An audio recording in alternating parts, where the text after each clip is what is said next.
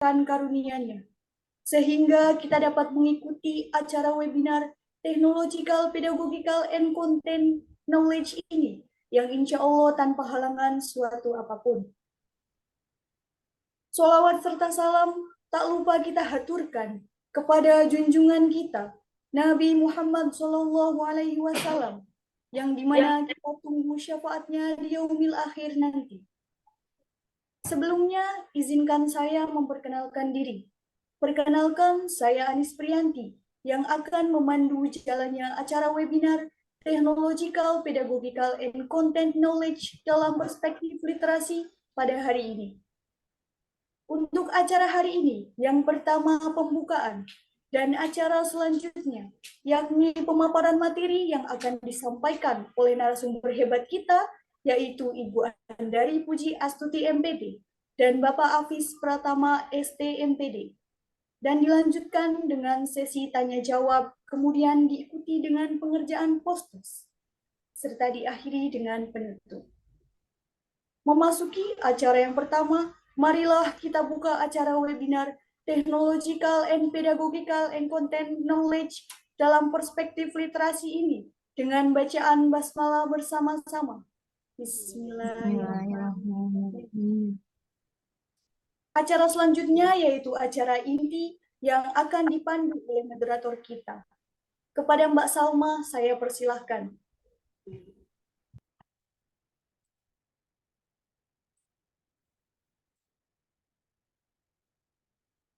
Baik, bismillahirrahmanirrahim. Assalamualaikum warahmatullahi wabarakatuh. Waalaikumsalam warahmatullahi wabarakatuh.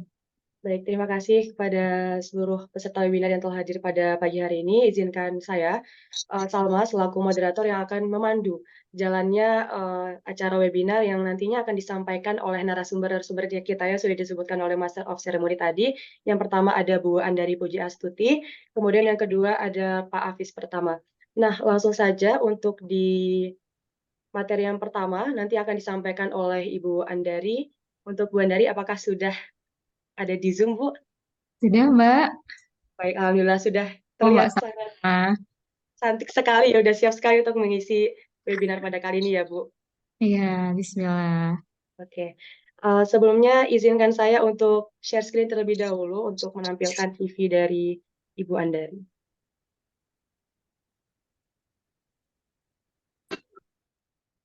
Kelihatan? Baik. Jadi pertama izinkan saya untuk membacakan CV dari Ibu Andari terlebih dahulu. Dari identitas diri, yang pertama nama lengkap.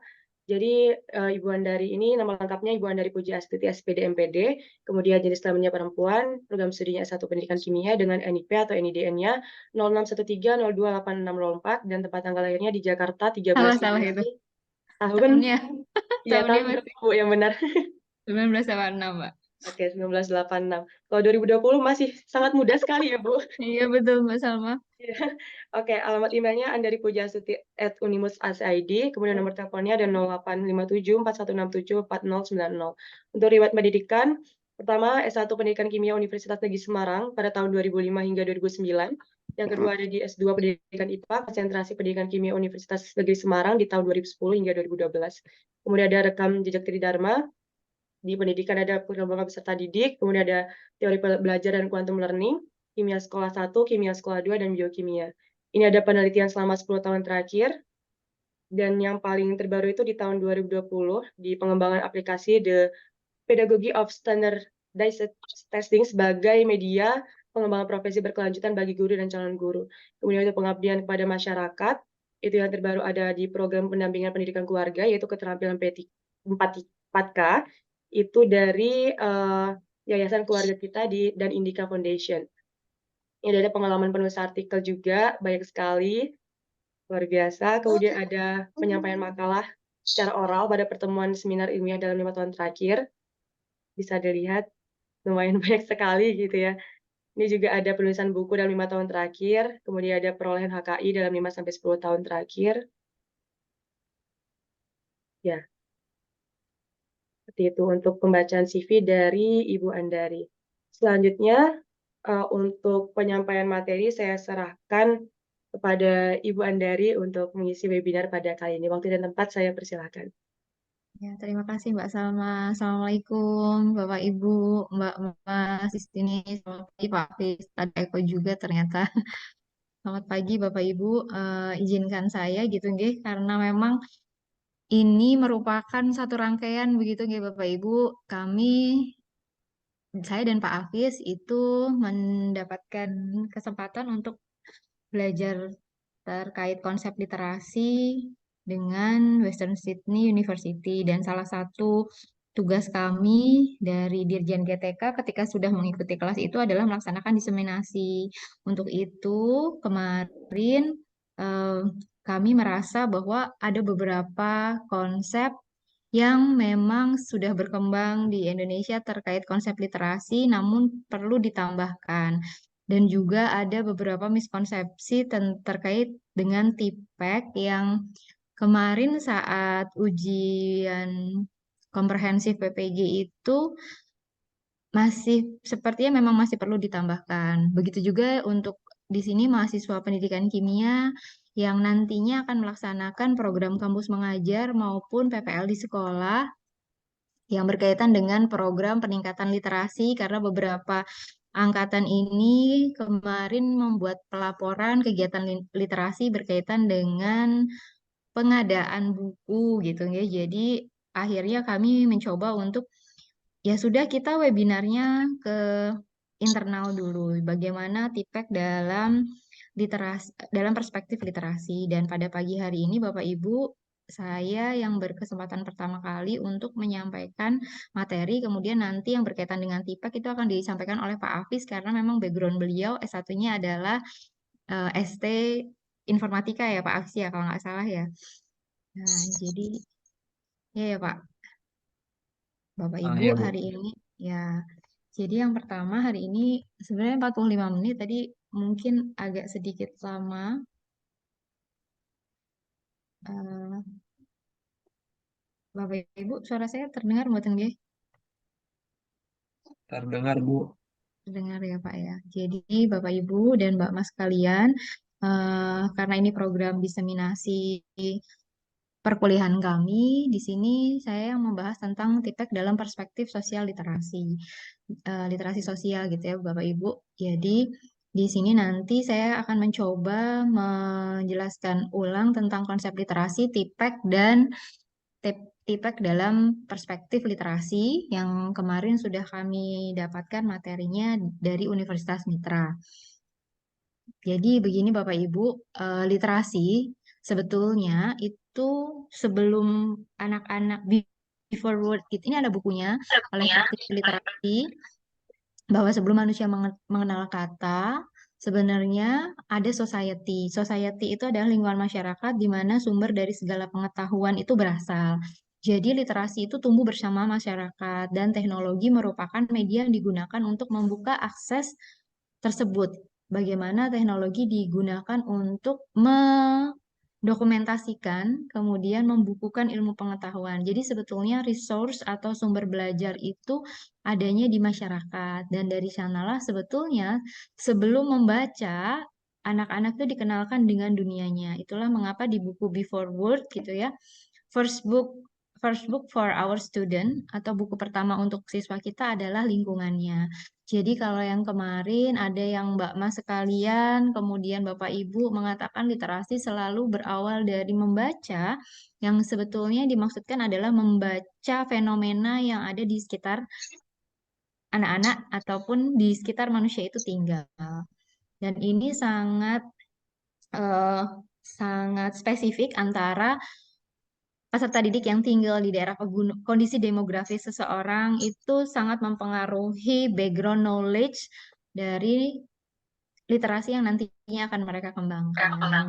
Ini kita akan menjelaskan apa itu 6 prinsip literasi, tenetsnya, TIPEK dan TIPEK dalam perspektif literasi. Bapak Ibu mengenal literasi sebetulnya yang di autonomous literasi. Jadi ini yang seringkali konsepnya itu ada di kita atau literasi akademik. Di mana di literasi akademik itu Bapak Ibu di sini Bapak Ibu biasanya berkaitan dengan seperangkat keterampilan. Dianggap literasi adalah keterampilan berkaitan dengan membaca dan merepresentasikan. Itu definisi dari autonomous literasi atau literasi akademik. Nah, di sana di literasi akademik atau autonomous literasi, pengertian literasi bisa dilihat dari 4 definisi ini. Dianggap juga literasi adalah berkaitan dengan membaca dan menulis, merupakan keterampilan yang terukur dan berorientasi pada produk berupa angka. Itu yang biasanya berkembang di autonomous literasi atau literasi akademik. Namun sebetulnya ada konsep literasi lain atau yang disebut dengan ideologi literasi atau biasa nama lainnya adalah vernakular literasi, di mana literasi itu merupakan bagian dari praktik sosial. Dan karena literasi adalah praktik sosial, kemudian di sini literasi berkaitan dengan apa yang Bapak Ibu bisa laksanakan dengan literasi. Jadi ketika pemahaman literasi itu baik, apa yang harus dilaksanakan? Hubungan sosial, nilai, sikap. Ketika seseorang memiliki literasi, itu akan memiliki konsep yang berbeda dan berorientasi tidak pada nilai, tapi bagaimana seseorang menerapkan ilmunya pada tujuan sosial. Artinya manusia yang berdampak.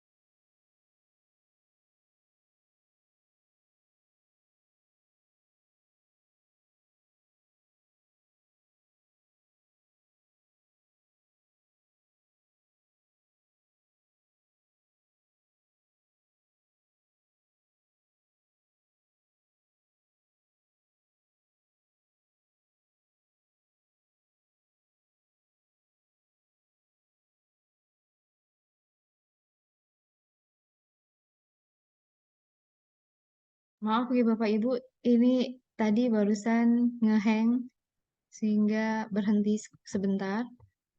Cek suara saya terdengar nggak ya? Halo Mbak, Ibu. Mbak Sama dengar ya Mbak ya? Iya.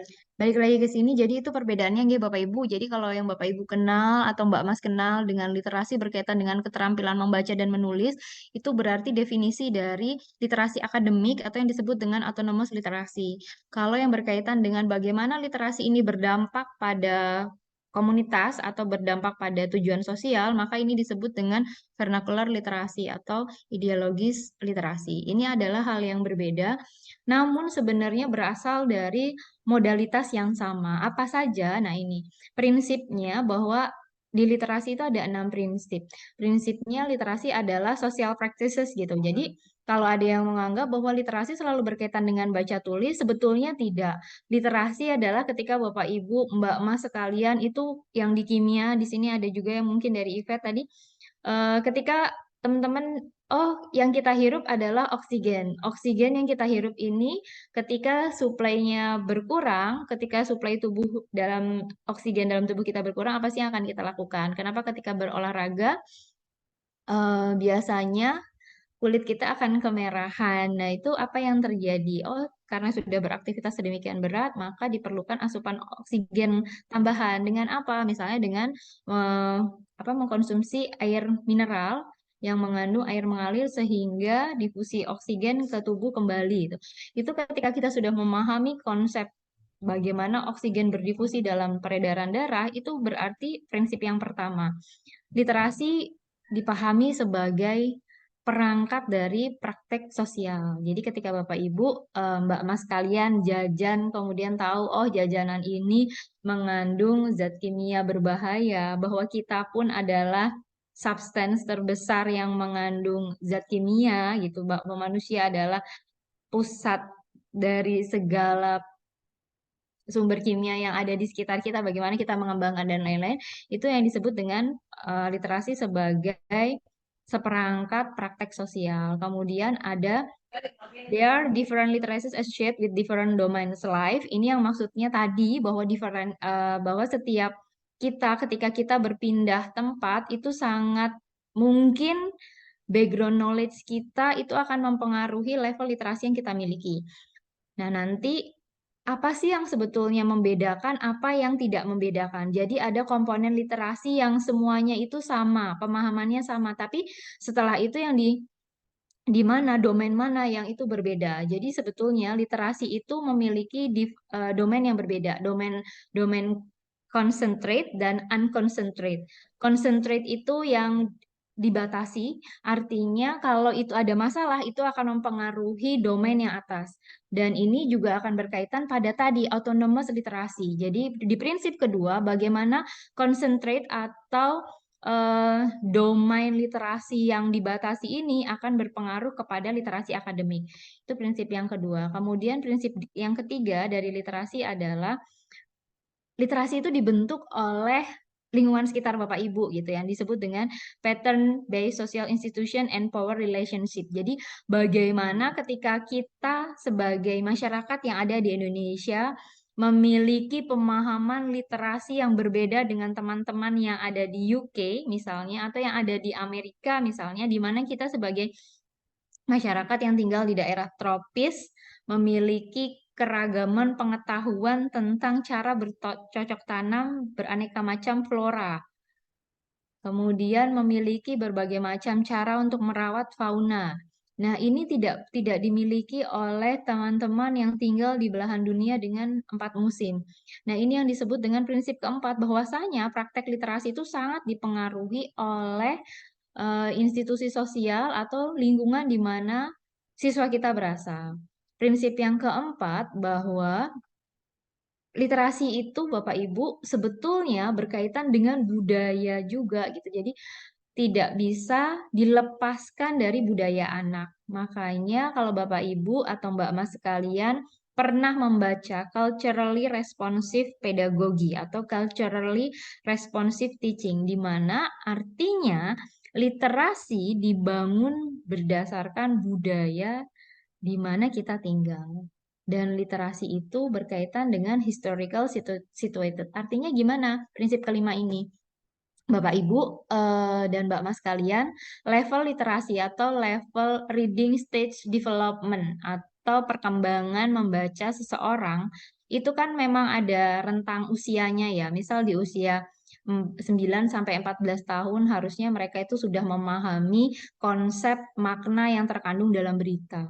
Namun, ketika anak-anak ini tidak pernah dibiasakan untuk mengakses bacaan, maka literasi mereka, pemahaman terhadap informasi, pemahaman terhadap fenomena itu tidak bisa disamaratakan.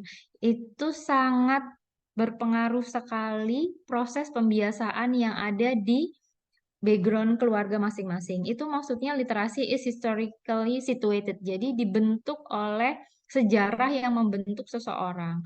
Dan prinsip keenam, literasi itu berasal dari proses informal juga.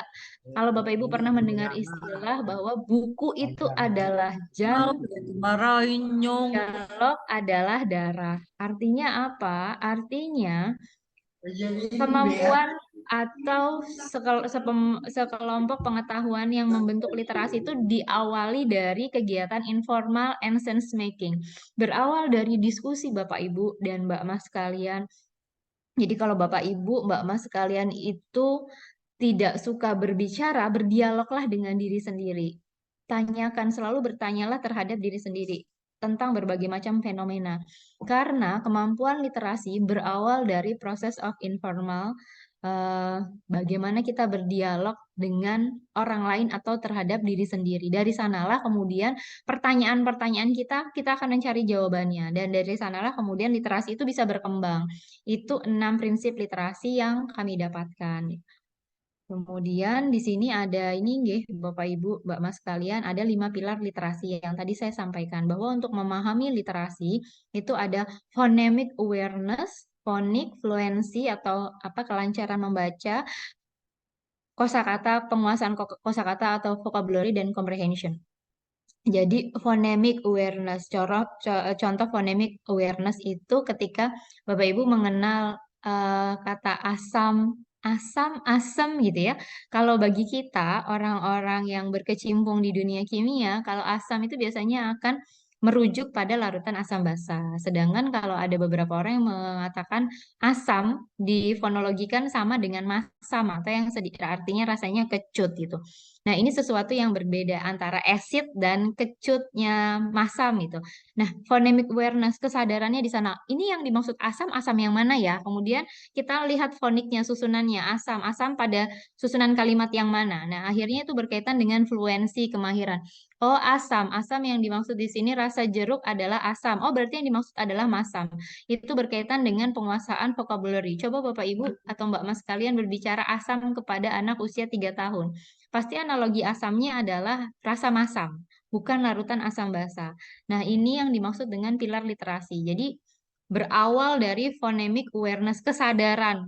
Ini adalah kata yang mungkin terdengar sama, soundnya sama, tapi foniknya mungkin saja berbeda. Dan ini akan membuat kita memahami, oh yang dimaksud adalah rasa masam. Walaupun betul bahwa nantinya jeruk sendiri memiliki pH yang relatif asam, tapi yang dimaksud dalam kalimat anak kecil bilang ini rasa, ini asam. Kalau yang berbicara anak usia 3 tahun berarti berkaitan dengan rasa masam. Nah, ini yang disebut dengan pilar literasi. Bapak Ibu dan Mbak Mas sekalian, di sini ada lagi yang berkaitan dengan literasi adalah ini. Yang tadi saya bilang di bawah gitu ya Bapak Ibu di sini sebentar. Di sini ada ini Bapak Ibu phonemic constraint skill. Jadi skill yang terbatas atau dibatasi. 3 yang di bawah ini phonic, phonemic awareness dan concept about print. Ini ketika ini bermasalah itu akan mempengaruhi yang atas. Jadi akan mempengaruhi unconcentrate skill atau skill yang tidak terbatas. Jadi misalnya contoh Bapak Ibu pernah melihat anak-anak yang mengalami disleksia di mana huruf B, D, M, N, U itu sering terbalik. Itu berkaitan dengan konsep about prints. Jadi ketika menulisnya saja masih terbalik, maka kan ketika phonemic awareness-nya kita sebagai guru atau sebagai pendidik itu kalau bu dan du itu kan sesuatu yang berbeda. Ketika bilang buku dan duku itu adalah sesuatu kata yang berbeda. Nah, ini kalau ada masalah di bawah di constraint skill atau skill yang terbatas ini akan mempengaruhi aspek dia berbicara, menulis, kemudian penguasaan kata, pemahaman sampai membaca teks yang panjang itu akan mempengaruhi di atasnya gitu, Bapak Ibu. Sehingga yang di bawah ini kalau menurut konsep literasi ini harus sudah mapan sebelum kita bisa berbicara tentang bagaimana literasi membaca.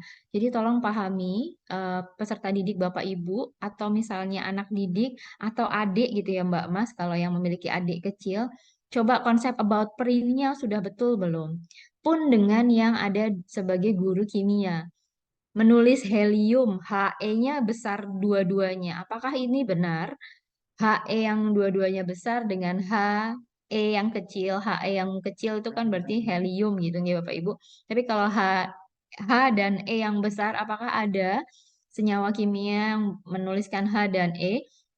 Ini yang disebut dengan konsep about print sehingga akan menghasilkan pelafalan yang berbeda, foniknya berbeda. Sehingga ini tolong dipahami, tolong dilihat kenapa lebih baik anak itu menulis gitu Bapak Ibu kalau memang kemarin ada yang asesmen diagnostiknya non kognitif sebetulnya sebelum mereka diminta membaca LKS minta mereka untuk mendeskripsikan diri mereka anak siapa mereka, dari mana mereka berasal, minta mereka membuat narasi sederhana 150 kata saja. Bapak Ibu akan melihat ada masalah di mana. Oh, ternyata konsep of print udah jelas lah mereka sudah baik-baik aja. Tapi bagaimana dengan anak-anak yang berada di sekolah inklusi? Bisa saja ada di antara peserta didik kita yang mengalami disleksia, diskalkulia, yang misal menghitung angka tiganya terbalik gitu. Ini kalau ini bermasalah, maka ketika mereka menjadi slow learner atau pembelajar yang sangat lambat, itu Bapak Ibu harusnya memberikan pendampingan yang lebih gitu. Tapi kalau memang oke mereka baik-baik saja, kita akan melihat mereka ada di level mana gitu Bapak Ibu. Nanti saya akan menjelaskan lagi ada kontinumnya gitu ya, sesuatu yang berbeda antar ini. Ini eh, sekarang ke sini.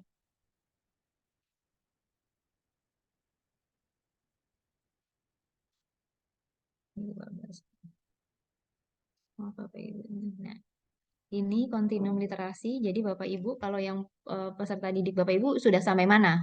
Kalau yang kita memiliki anak-anak usia dini, pasti literasi dini. Literasi dininya melalui apa? Pengamatan, observe. Jadi kalau ada peserta didik di SMA yang mengalami kesulitan untuk mengobservasi di kegiatan praktikum, kemungkinan di literasi dininya adalah anak-anak yang tidak dibiasakan untuk mengobserve, tidak dibiasakan untuk mengobservasi fenomena yang ada di lingkungannya. Contoh sederhana tentang bagaimana anak-anak itu diminta belajar antri, antri saja, antri membayar, kemudian mengamati kalau hujan itu fenomenanya ada awan apa. Itu merupakan emergent literasi Bapak Ibu dan Mbak Mas kalian. Kalau tidak pernah dibiasakan untuk mengobserve, maka nantinya mereka untuk di sini menulis di yang paling bawah yang warnanya biru ini mereka akan butuh waktu yang jauh lebih lama dibanding mereka yang sejak kecil dibiasakan untuk apa namanya mempelajari literasi dini. Setelah mereka mengobserve, maka mereka diminta untuk discuss bahasa lisan.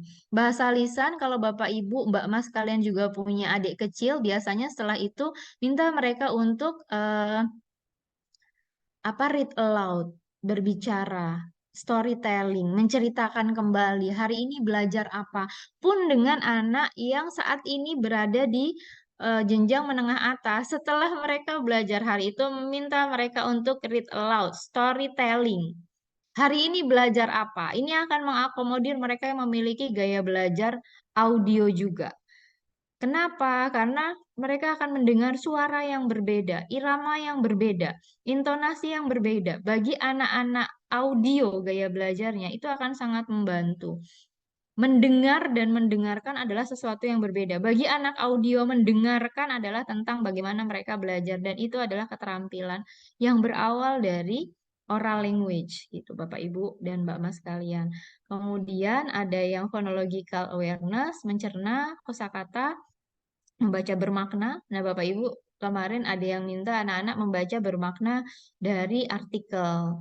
Tapi tolong pahami dulu apakah mereka sudah memahami istilah-istilah kimia atau belum. Kalau belum, maka membaca bermakna ini akan menjadi kesulitan. Sama seperti kita yang selama ini belajar tentang alfabet, kalau kita diminta membaca em, huruf yang ada di suku Inka atau kita membaca tulisan yang ada di apa namanya stupa atau candi yang kata-katanya tidak bisa kita pahami, seperti itulah anak-anak kita membaca artikel yang mereka bahasanya itu tidak mereka pahami. Sehingga Bapak Ibu, Mbak Mas kalian, kalau kalian mau membaca, coba lihat kembali kalian ada di level mana. Apakah sudah mempersiapkan bacaan yang memang kalian pahami atau tidak. Kalau tidak, bagaimana cara meningkatkannya, Bu? Ya ditingkatkan frekuensinya gitu. Memang kaitannya dengan frekuensi membaca, tapi literasi tidak sama dengan membaca. Salah satu upaya untuk meningkatkan literasi dengan membaca gitu, tapi bukan berarti membaca sama dengan literasi. Nah, membaca bermakna inilah kemudian yang berbagai macam program di sekitar kita itu dianggap membaca adalah sama dengan literasi itu. Padahal tidak. Ketika seseorang literasinya baik, maka mereka mampu menulis dengan fasih. Kemudian juga mampu berbicara dengan fluensi atau secara lancar gitu Bapak Ibu dan Mbak Mas kalian. Nah, ada lagi di sini karena nanti sebentar lagi ada Pak Hafiz gitu nih. Di sini berkaitan dengan ini stage. James Chol, beliau adalah praktisi psikologi pendidikan gitu nih Bapak Ibu. Jadi kemarin saya sempat mendengar Mbak Mas kalian, Mbak dan Bapak Ibu itu menuliskan bahwa di usia 14 sampai 17 itu mau diberikan banyak artikel. untuk merespon bagaimana pendapatmu tentang artikel di atas. Nah, pertanyaannya adalah ternyata bagi sebagian besar siswa mereka tidak tertarik. Kenapa mereka tidak tertarik? Ternyata ada yang memang tidak dibiasakan. Apakah siswa itu sudah memahami banyak kata atau belum? Jadi kalau reading for knowledge as motivation ini belum terbentuk dengan baik, maka di responding critically di 14-17 tahun saat di SMA itu juga tidak akan bisa serta-merta langsung sesuai dengan ekspektasi Bapak Ibu guru gitu. Jadi kalau Mbak Mas kalian juga sama, coba deh balik lagi, ulangi stage-nya. Jadi ini kan range perkiraan age ini. Tapi apakah ini selalu di usia yang tepat? Exactly-nya enggak. Ini tergantung bagaimana pembiasaan Bapak Ibu gitu. Nah, ini konsep tentang TPEK. Nah, ini ada beberapa yang kemarin juga terbalik-balik. Jadi ada 7, sekarang ada 8 kalau kemarin kami belajarnya, tapi yang lebih sering similar, sering digunakan saja nih Bapak Ibu. PCK itu Pedagogical Content Knowledge. Jadi pengetahuan tentang bagaimana mengadopsi model-model pembelajaran untuk peserta didik kita yang memiliki beragam sumber daya atau resource di dalam dirinya. Contoh sederhana untuk pedagogical content knowledge gini kemarin. Bapak Ibu ada yang bilang mau menerapkan PBL atau PJBL. Itu modelnya. Itu modelnya. Model PBL ini bisa digunakan untuk materi yang seperti apa?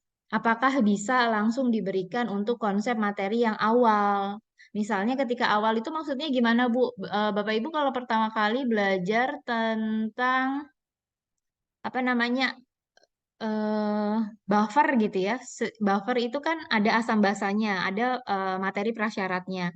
Tapi kalau pertama kali kita belajar termokimia, nah itu kita diminta untuk mencari metode yang tepat untuk menyampaikan materi termokimia sesuai dengan multimodals yang dimiliki oleh peserta didik kita.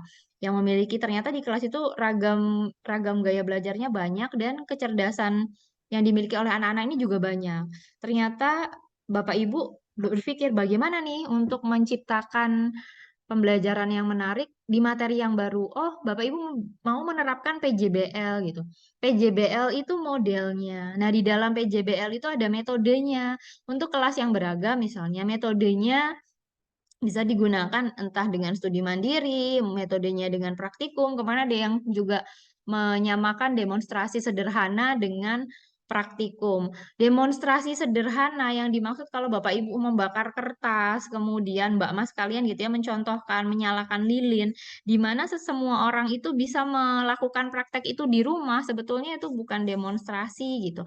Demonstrasi yang dimaksudkan dengan metode demonstrasi dalam pembelajaran itu adalah bagaimana menerapkan mencontohkan menggunakan suatu alat yang alat itu tidak bisa digunakan oleh seluruh peserta didik atau keterbatasan alat bahan karena harga reagennya mahal.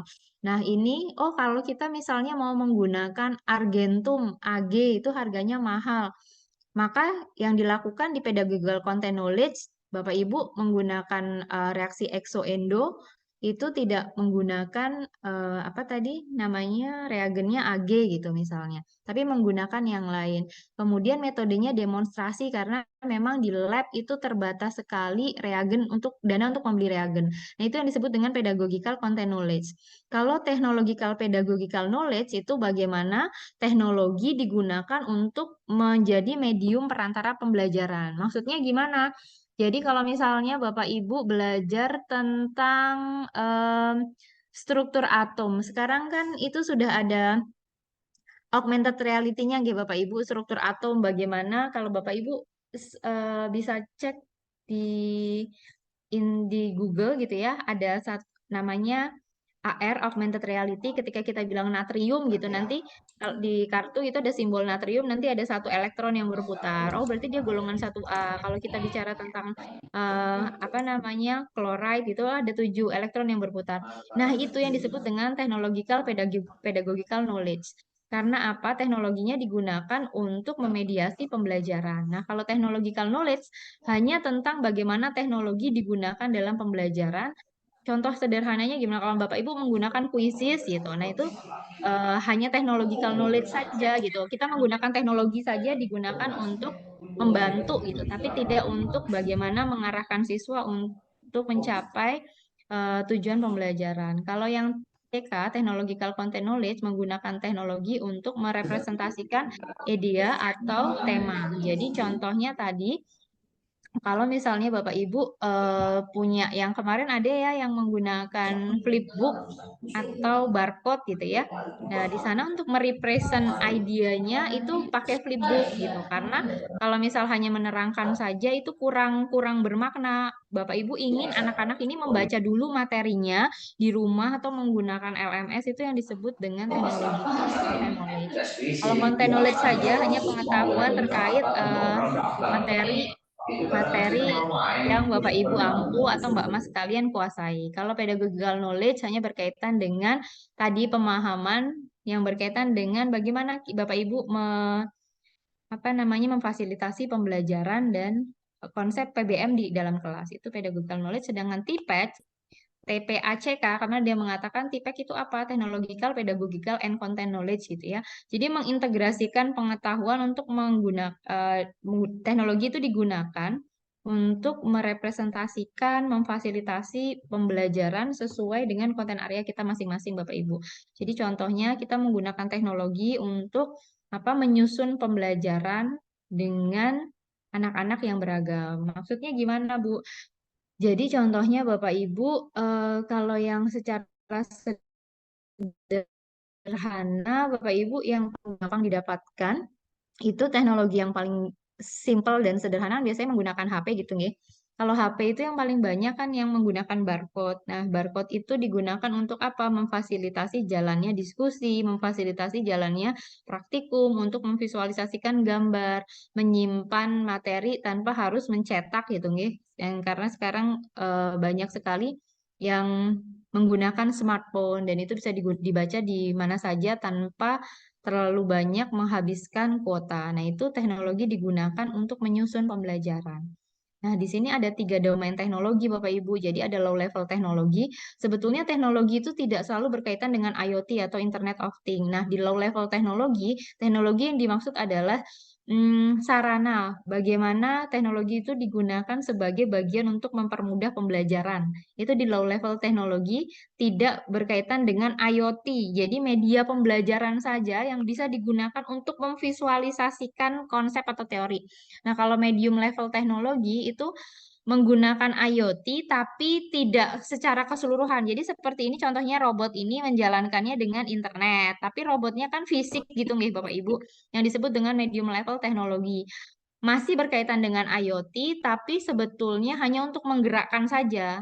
Konsepnya si robot ini tetap ada physically-nya, tetap bisa jalan digerakkan pakai tangan, tapi kalau misal mau jalan jauh bisa digerakkan dengan menggunakan internet, sinyal. Ini yang disebut dengan medium level teknologi.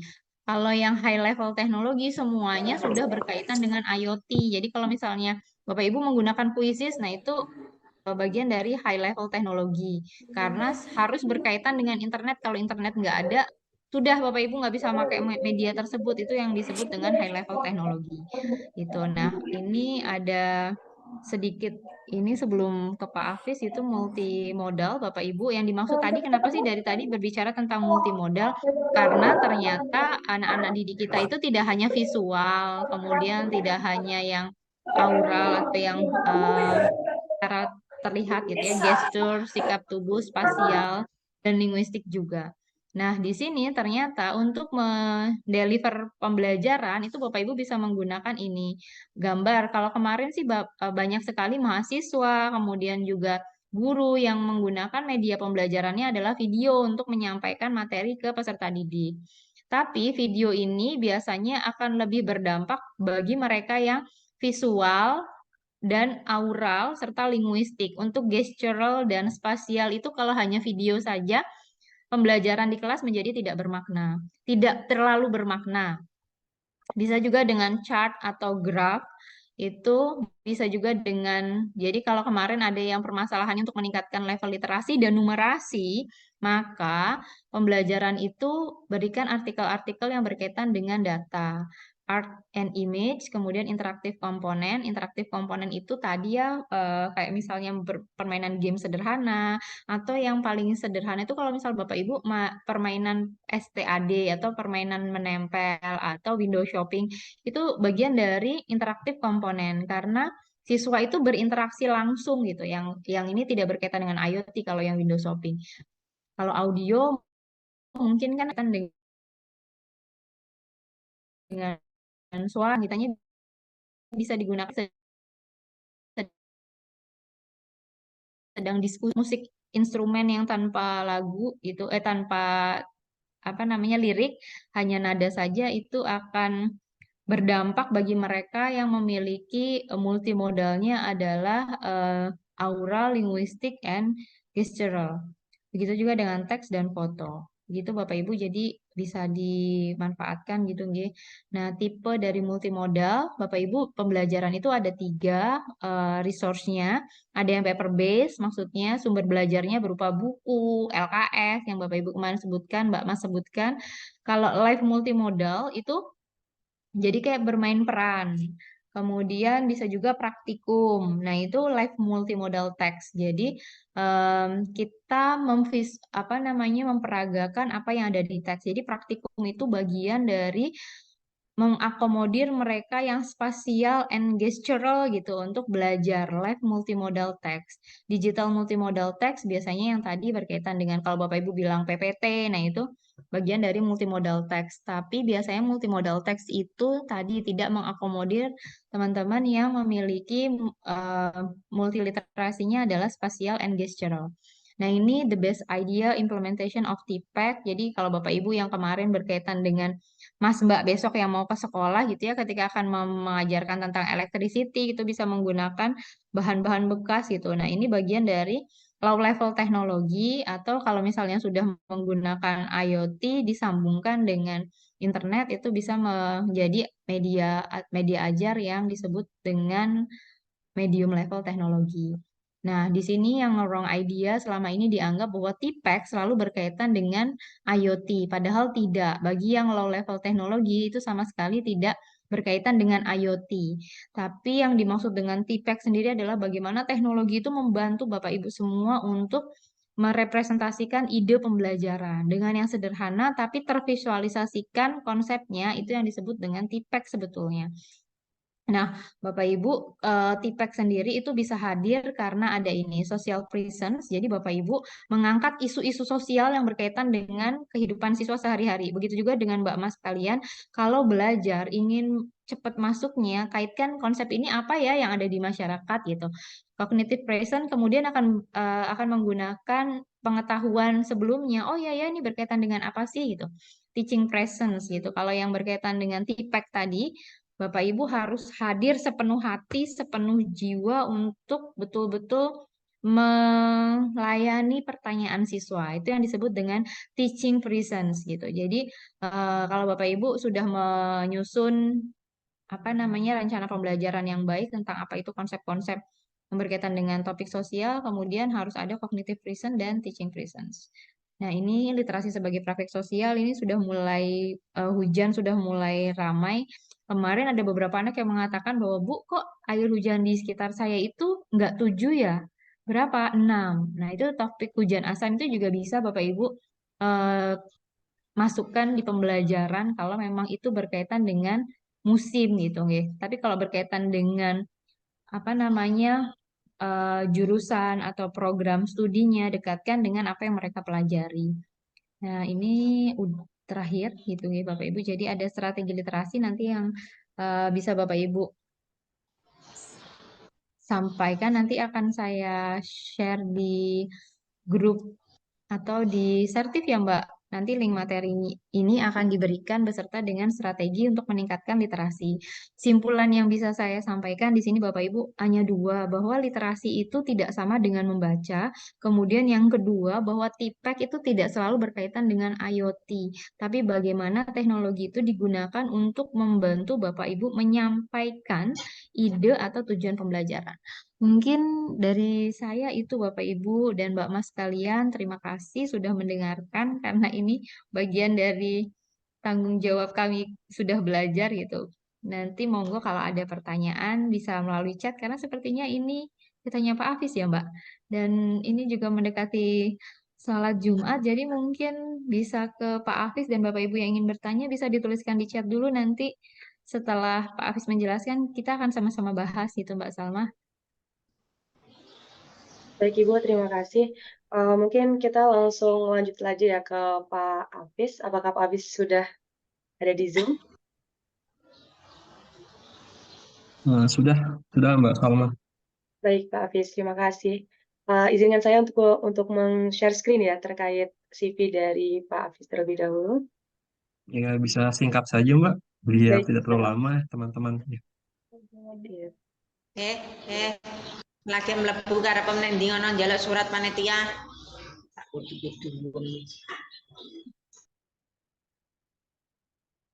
Sudah Mbak. Baik, ini untuk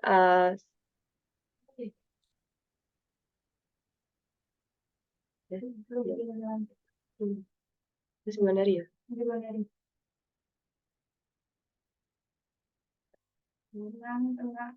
Aman.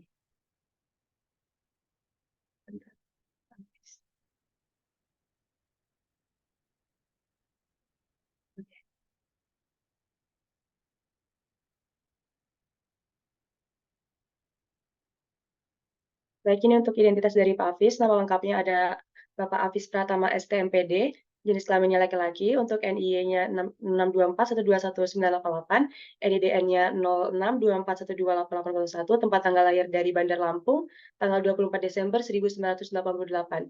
Untuk emailnya hafiztama@gmail.com, nomor teleponnya ada di layar, kemudian alamat kantornya di Jalan Pawiatan Luhur 4, nomor 18 Semarang.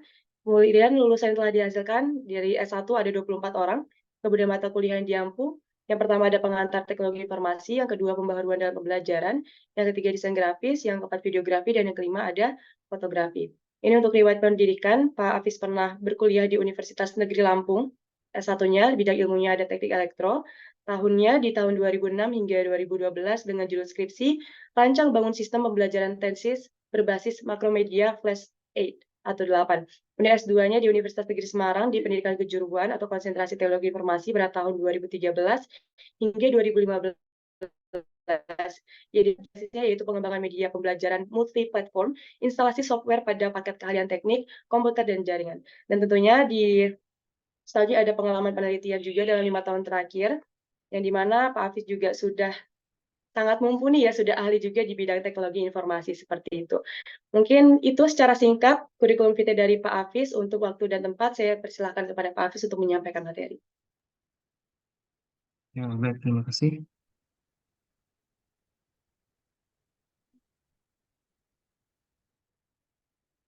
Assalamualaikum warahmatullahi wabarakatuh. Yang saya Waalaikumsalam. hormati Ibu Andari Pujastuti, kemudian teman-teman dari Unimus dan Universitas IFET, dari Unimus pendidikan kimia ya, lalu di yang IFET-nya pendidikan informatika. Ya, ini saya langsung saja ya biar mempersingkat waktu untuk langsung melanjutkan materi dari Ibu Andari tadi. Namun sini saya fokus ke teknologinya ya, fokus ke teknologinya untuk peningkatan pembelajaran dan nanti akan dibahas juga terkait pembelajaran untuk anak-anak inklusi. Karena tadi sudah banyak ya yang disampaikan oleh Ibu Andari untuk anak-anak yang umum, nanti mungkin akan sedikit berbagi bagaimana teknologi digunakan untuk anak-anak berkebutuhan khusus, bisa disebut juga dengan inklusi, bisa juga disebut dengan penyandang disabilitas, seperti itu. Baik,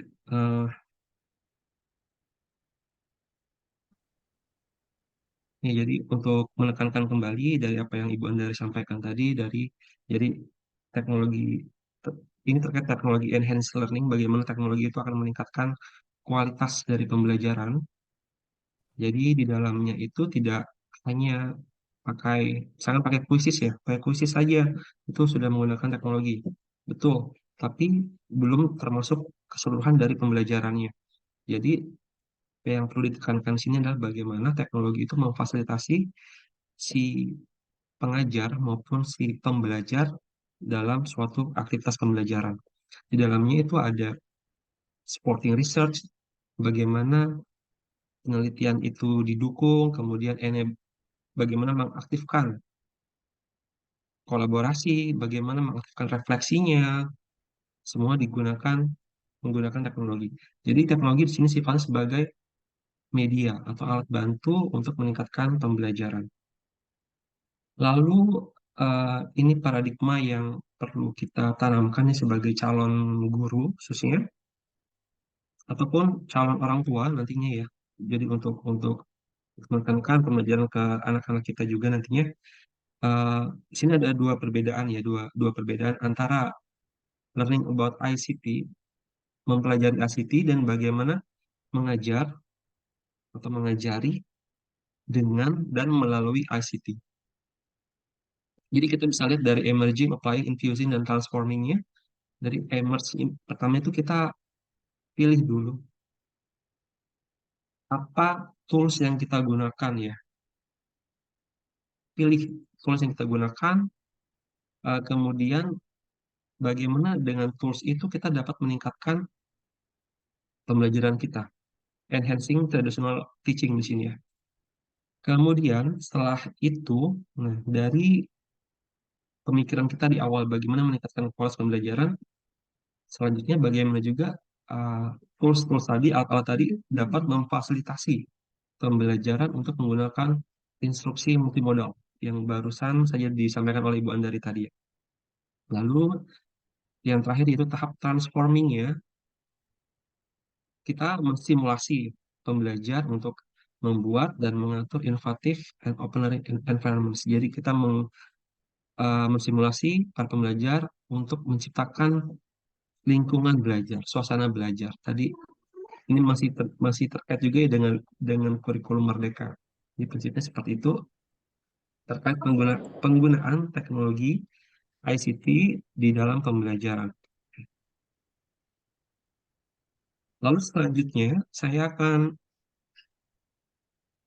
berbagi tentang bagaimana aplikasi belajar ya dapat meningkatkan pembelajaran yang sifatnya lebih inklusif, jadi lebih affordable untuk para penyandang disabilitas ya.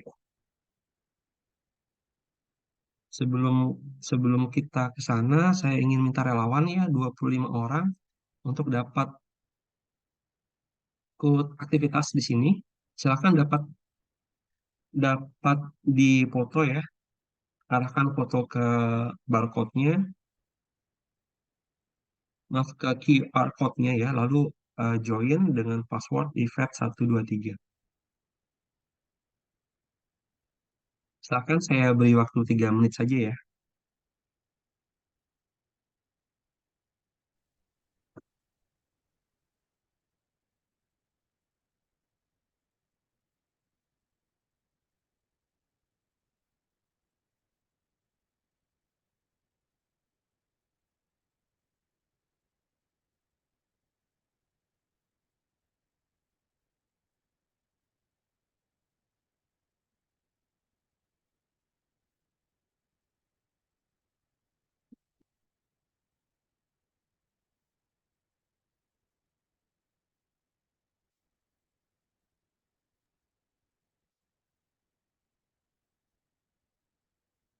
Silakan teman-teman dapat bergabung di classpoint.app atau arahkan ke kamera QR code-nya, lalu untuk kodenya IFET123.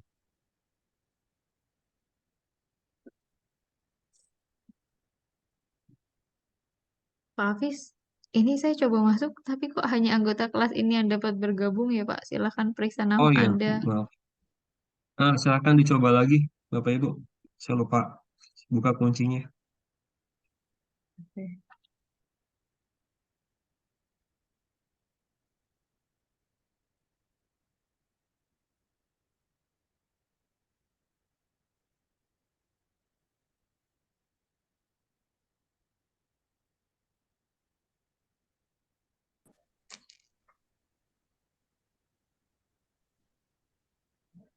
Oke, baru 9 orang yang bergabung, sudah 10.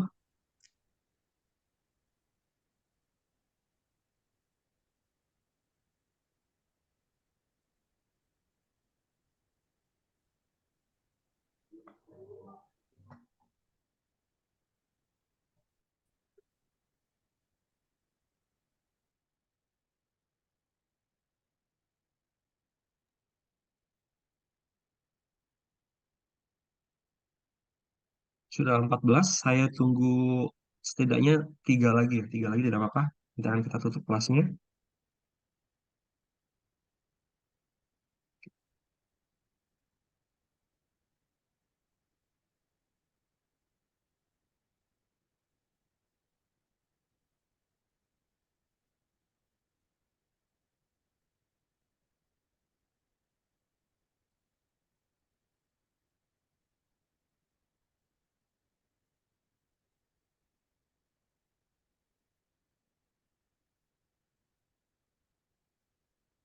Baik, sudah ada 20 partisipan ya yang bergabung. Silakan sekarang untuk menjawab pertanyaannya.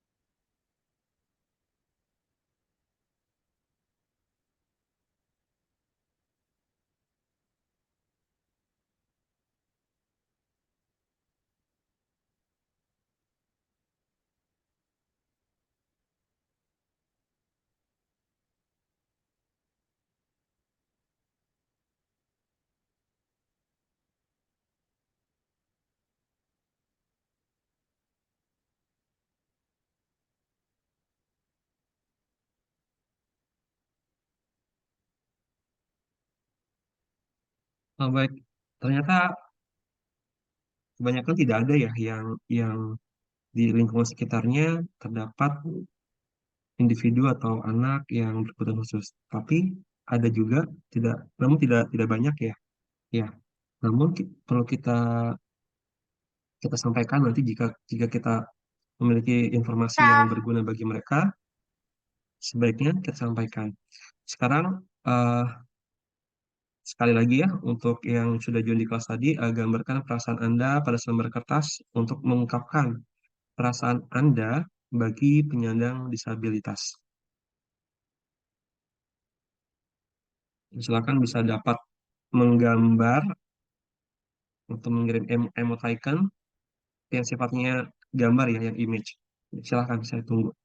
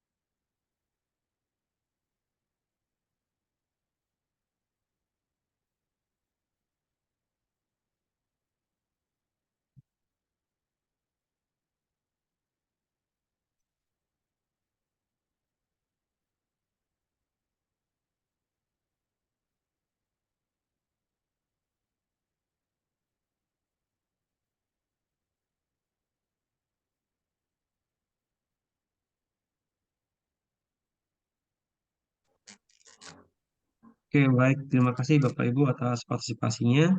Ternyata kebanyakan sedih ya melihat melihat teman-teman atau anak-anak yang memiliki disabilitas. Lalu, lalu apa manfaatnya aplikasi belajar untuk disabilitas? Jadi di kesempatan ini saya akan berbagi tentang aplikasi yang yang murah, yang mudah diakses oleh semuanya ya. Jadi ini akan saya fokuskan untuk aplikasi ya baik menggunakan Android maupun iOS nantinya. Jadi fungsinya di sini dapat meningkatkan kemandirian bagi anak disabilitas tersebut, kemudian dapat mendorong partisipasi. Jadi dengan aplikasi tersebut diharapkan anak dapat berpartisipasi juga dalam tumbuh kembangnya. Lalu memfasilitasi akses universal. Jadi diharapkan dengan adanya aplikasi bantuan nantinya si anak penyandang disabilitas ini dapat juga memiliki akses yang sama dengan anak-anak normal lainnya. Lalu tantangannya dalam pembelajarannya bagi penyandang disabilitas yang pertama, seperti kita tahu ya, aksesibilitas fisik, perbedaan kebutuhan, dan stereotip dan stigma. Nah, yang poin tiga ini perlu kita lebih perhatikan lagi ya. Penyandang disabilitas sering menghadapi stereotip dan stigma yang dapat mempengaruhi persepsi dan pengalaman mereka dalam belajar. Nah, teknologi yang dapat membantu mereka, khususnya untuk aplikasinya, itu di sini saya buat ketiga kategori, yaitu yang pertama pengenal suara. Teknologi ini memungkinkan pengguna dengan disabilitas penglihatan untuk mengakses materi pembelajaran melalui instruksi suara. Yang kedua yaitu pengenal gerakan. Dalam teknologi pengenal gerakan, pengguna dengan disabilitas motorik dapat berinteraksi dengan software belajar menggunakan gerakan fisik. Oke. Yang ketiga, aplikasi penerjemah. Perangkat lunak atau aplikasi ini dapat digunakan untuk menerjemahkan teks dalam materi pembelajaran ke dalam bahasa isyarat bagi pengguna dengan disabilitas pendengaran. Nanti di akhir akan saya berikan contohnya ya, yang dapat teman-teman gunakan nanti misalkan menemui siswa yang berkebutuhan khusus. Oke. Lalu fitur yang wajib ada ya pada software atau aplikasi belajar untuk disabilitas yang pertama yaitu materi mukanya yang mudah diakses. Jadi tidak tidak rumit, mudah, sederhana, simpel, mudah dipahami. Kemudian interaktif, memiliki fitur interaktivitas. Dan yang ketiga, adanya fitur pemantauan kemajuan. Lalu untuk pendekatan dalam pengembangan software belajar untuk disabilitas, ini nanti bisa teman-teman pendidikan kimia dan informatika bisa kolaborasi ya untuk menciptakan sebuah aplikasi. Yang pertama adanya penelitian kolaboratif, kemudian pengujian berkelanjutan. Jadi ketika satu aplikasi atau software sudah jadi, teruslah dikembangkan sehingga fiturnya akan semakin kaya, semakin kaya. Seperti eh, terkait juga dengan nomor tiga yaitu dengan terkait iterasi dan perbaikannya seperti apa. Baik, untuk kesimpulan dan rekomendasinya untuk presentasi yang pertama ini, jadi software belajar, aplikasi belajar untuk disabilitas merupakan alat yang diharapkan dapat menciptakan pembelajaran yang sifatnya inklusif, ya, yang lebih inklusif dan memberikan kesempatan yang adil bagi semua siswa. Oleh karena itu, rekomendasinya bagi institusi pendidikan untuk mengadopsi dan mengimplementasikan software belajar yang dirancang khusus untuk disabilitas dalam kurikulum mereka. Kemudian saya akan lanjut sedikit ya untuk presentasi yang kedua terkait softwarenya.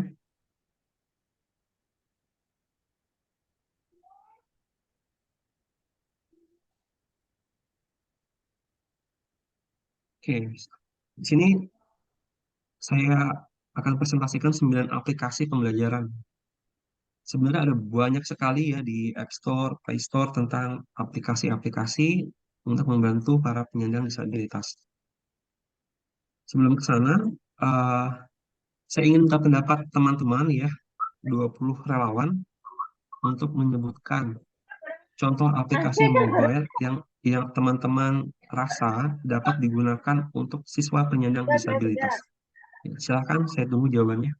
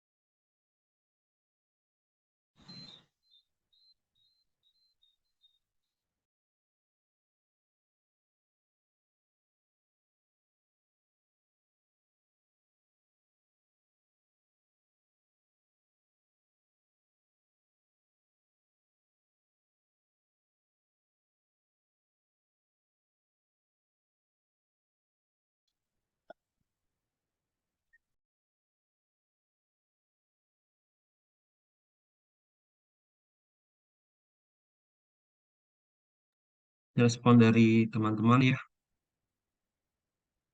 ada aplikasi belajar di Sindo, ada My Eyes, ada pengenal suara, Read It Aloud, Voice Dream Reader, ada belajar di Sindo juga, transkripsi instan, dan aplikasi pengenal gerakan. Ya, semua benar ya.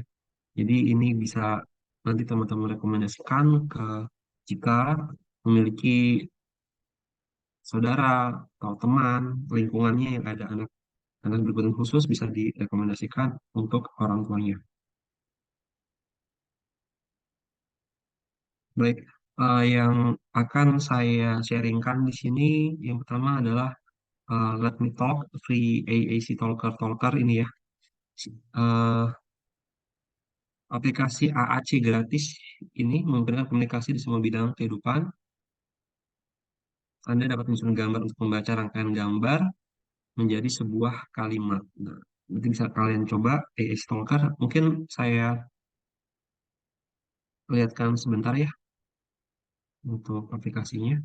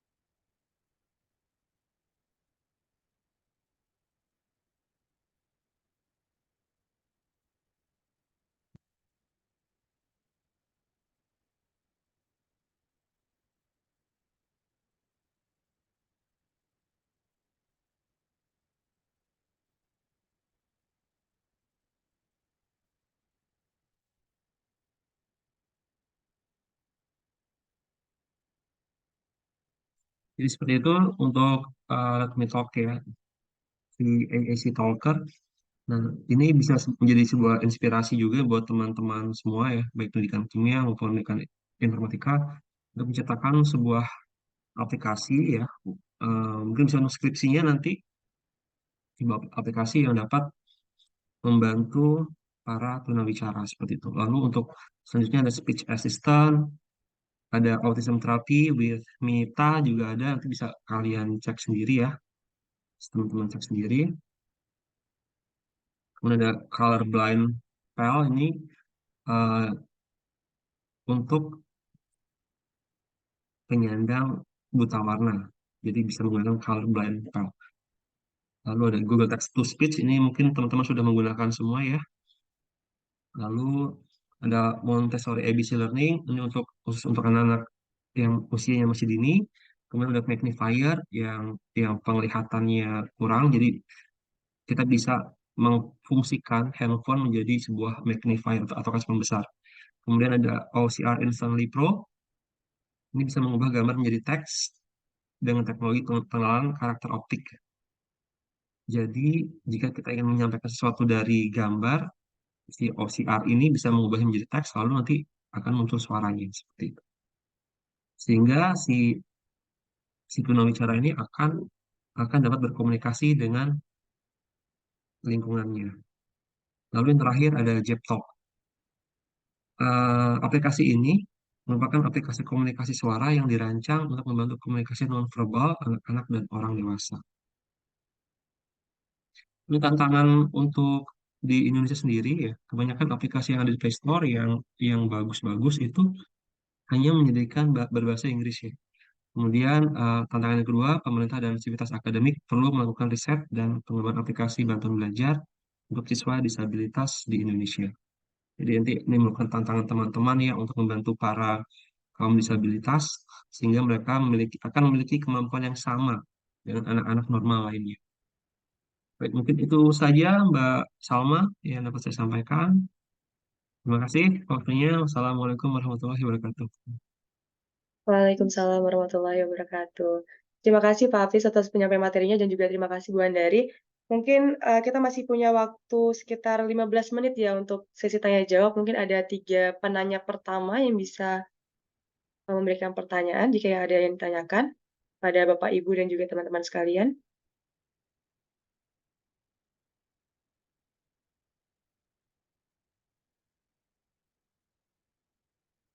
Mungkin bisa open mic atau bisa ditulis di kolom chat jika ada pertanyaan.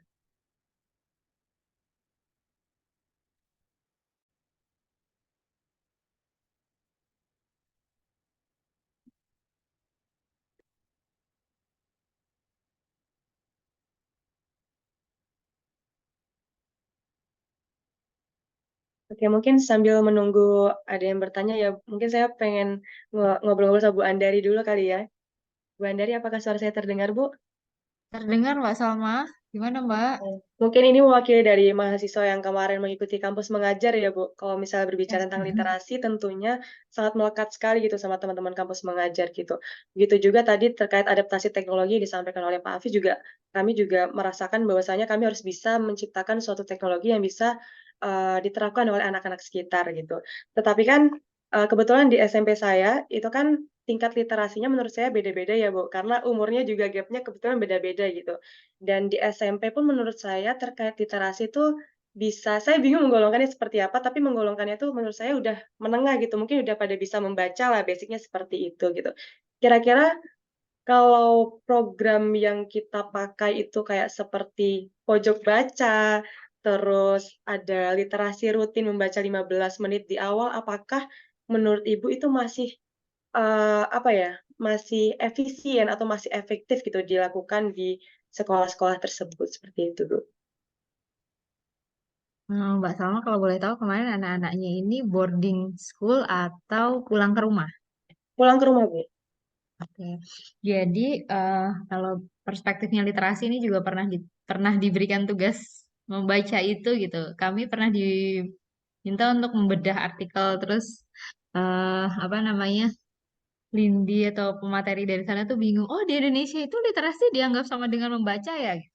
Bagaimana tingkat literasi seseorang itu bisa meningkat kalau dia hanya membaca di sekolah gitu. Jadi kalau menurut apa yang Mundari pelajari kemarin, kalau ingin meningkatkan level literasi gitu ya Mbak Salma, itu juga diminta bahwa anak itu tidak membaca komik atau novel itu enggak. Jadi ada screening dulu anak ini level penjenjangan bukunya itu di level mana. Jadi ternyata tidak semua siswa di SMP itu sudah menguasai buku teks. Kalau misal level perjenjangannya dia masih di level C, maka ya tidak langsung dengan bacaan panjang gitu, tapi bacaan sederhana yang memang sesuai dengan level perjenjangannya. Jadi kalau yang bagaimana meningkatkan level literasinya, salah satu upayanya memang bisa dilakukan dengan pojok baca. Namun, untuk meningkatkan level literasi yang penting adalah tentang dialog. Yang tadi yang buku itu adalah jamnya, tapi darah adalah dialognya. Jadi selalu minta siswa merefleksikan kembali apa yang dia tulis, apa yang dia baca dalam bentuk tulisan, atau minta mereka juga untuk story. Itu akan sangat membantu bagi mereka yang masih berada pada pelevelan buku berjenjangnya itu masih pada kategori D. Kemudian apa? Pemahaman anak-anak ini juga perlu ditingkatkan dengan storytelling. Saat kita berbicara, itu biasanya kan secara tanpa kita sadari, kita saling bertukar kata, penguasaan kata dengan audiens. Nah, ini yang kemarin kami belajar bahwa kalau mau membuat pojok baca, screening dulu gitu. Screening dulu anak-anak ini ada pada mayoritas level buku apa. Yang kedua dengan storytelling atau read aloud. Karena sebetulnya selain membaca, yang paling penting adalah berdialog. Dengan berdialog, temukan topik-topik menarik yang minta anak untuk speak aloud gitu ya. Entah itu di dalam bentuk mading atau dalam bentuk apa namanya kalau misalnya di kelas mungkin dalam bentuk isai ya mereka diminta untuk menuliskan isai pada pembelajaran apapun yang Mbak Salma ampu. Tapi kalau misalnya itu adalah program bersama untuk kampus mengajar, sebetulnya mengaktifkan kembali kolom opini itu yang tanggung jawabnya adalah masing-masing kelas. Sehingga tetap terjadi yang namanya dialog antar siswa yang itu juga akan mampu meningkatkan level literasi. Jadi not only read a book, but also dialogue gitu sih Mbak kemarin jawabannya.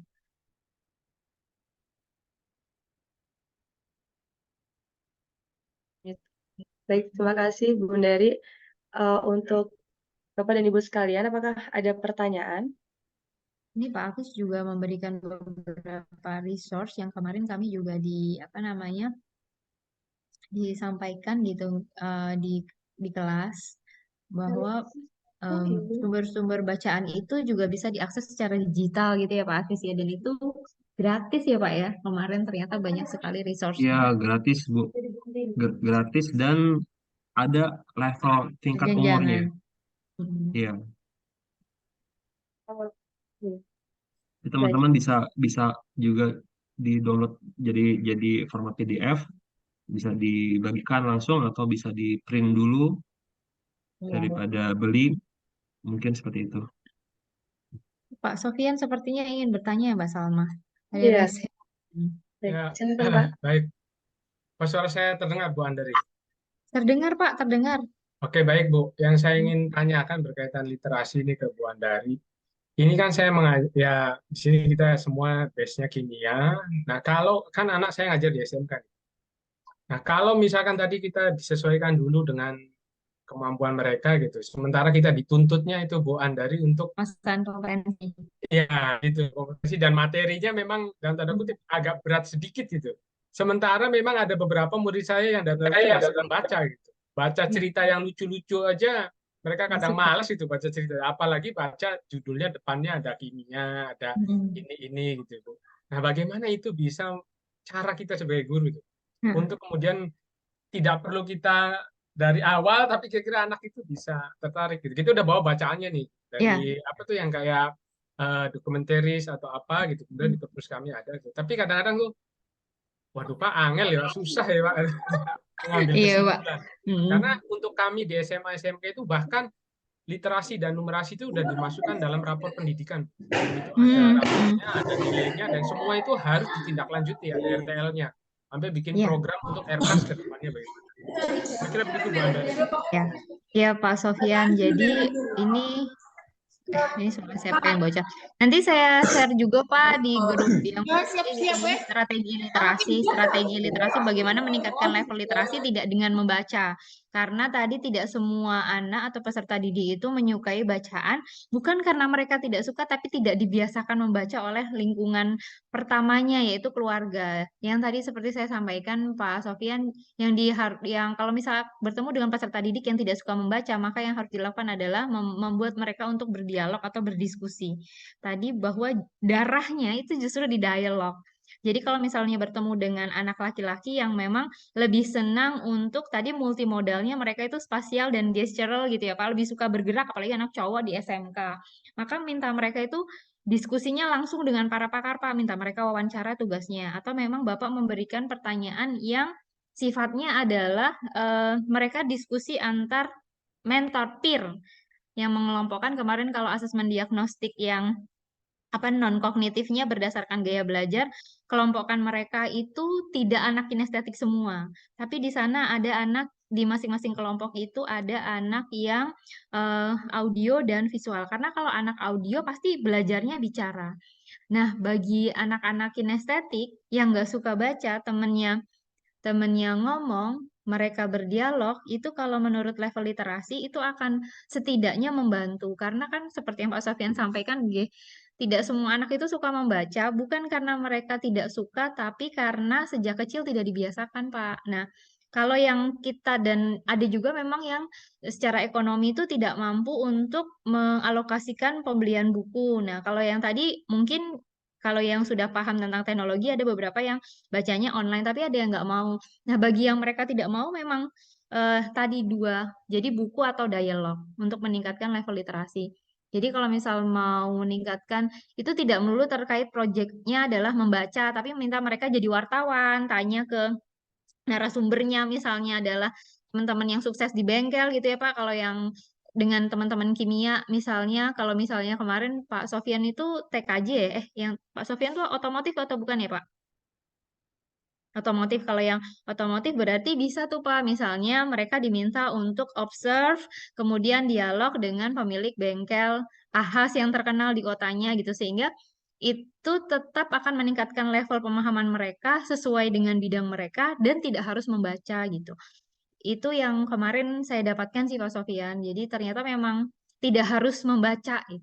Boleh dengan wawancara, boleh dengan dialog, boleh dengan observasi, boleh dengan diskusi. Itu tetap akan meningkatkan level literasi. Di mana yang paling penting kuncinya ada di asesmen diagnostik sebetulnya Pak. Makanya penting sekali untuk ketika pembentukan kelompok itu tidak hanya sekedar urut absen gitu, tapi benar-benar disesuaikan tadi. Kalau memang Pak Sofyan melihat ada anak yang dia bisa menjadi mentor bagi teman sebayanya, itu akan sangat membantu untuk meningkatkan level literasi juga. Begitu sih Pak, yang mungkin bisa saya sampaikan. Mungkin kalau ada yang bisa ditambahkan oleh Pak Hafiz atau Pak Sofyan ingin tanya lagi, boleh. Cukup, Bu. Kira-kira sudah cukup. Ya,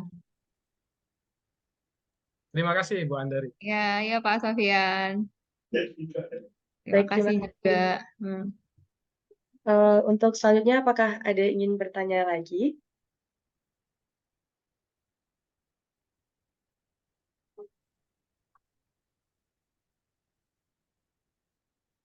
Kalau kalau tidak ada, mungkin itu tadi ya Mbak Salma apa disampaikan bahwa Bapak Ibu yang dimaksud post-test oleh Mbak Salma tadi itu sebetulnya lebih terkait tentang respon terhadap pelaksanaan kegiatan. Jadi untuk bagaimana pemahaman Bapak Ibu setelah mengikuti kegiatan ini. Jadi mohon diisi sehingga setelah mengisi post-test itu sertifnya keluar gitu ya Mbak Salma ya. Iya, betul, Hmm. betul Ibu.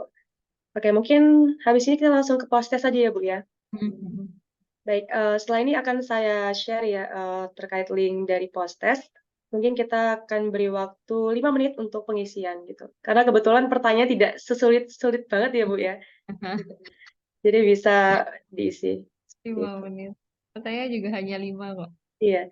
Ini juga sekalian menjawab tentang pertanyaan presensi ya. Jadi presensinya sekalian di sini gitu. Biar sekalian sertifnya juga keluar seperti itu. Linknya Jadi sudah saya tidak share di room chat, mungkin bisa segera diisi dalam waktu 5 menit ya, Bapak Ibu dan teman-teman semuanya. absennya sekaligus langsung sertif gitu ya Mbak Salma ya.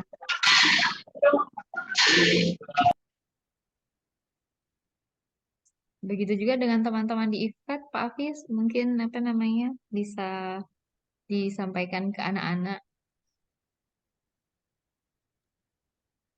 Ya, baik Bu.